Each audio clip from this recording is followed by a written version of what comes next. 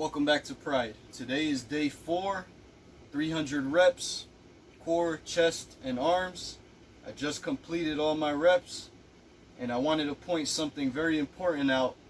A mistake that a lot of guys make is when gaining mass and when training this hard and doing these numbers, you'll lose speed.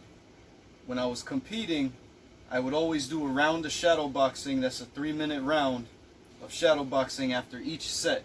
So anything physical that I did, whether it was push-ups, dumbbells, core exercises, neck crunches, I would always do a round of shadow boxing in between.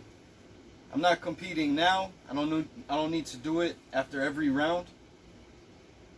But I still don't want to lose my speed. I don't want to lose my edge. So at the end of my exercises, I'm going to definitely add in some shadow boxing. This way I stay loose and I don't lose any speed. It's also good to do a set of Joe Louis's at the end of this training. Loosen up the body, loosen up the hips, keep everything flexible and everything fluent. When you're shadow boxing, make sure you use a little bit of everything and test yourself and see how loose you are. Make sure you're not getting too tight. Make sure you're not losing that speed. When you're shadow boxing, you want to throw a little bit of everything. Start off and add in the combinations. Make sure you're loose on the feet. Make sure you're not stuck. And most important, make sure you're turning the body. When you do a lot of core, it's not only the front, it's also the back.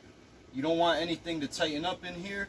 You want to be real loose and make sure you're turning from the hips, using the core, keeping the core nice and tight, keeping good posture.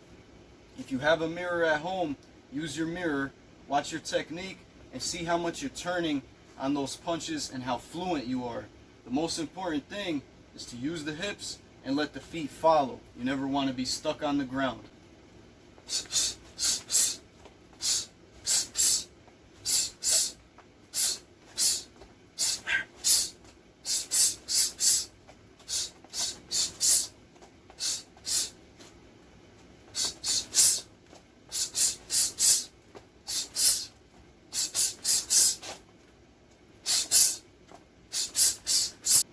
This is a very important exercise that you have to add in if you're doing this training with me. If you're on day 4 with me and you're trying to do those 300 reps, arms, chest, and core, you don't want to lose speed. You don't want to lose flexibility. So you really want to add this in.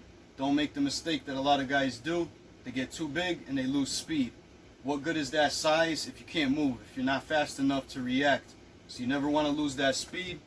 Keep that fighting stance good. Stay loose. Do your sets, get the job done. Gain that mass and gain it the right way without losing speed. I hope you guys enjoyed this video. Be sure to subscribe, turn on notifications. This way you don't miss out on any future videos.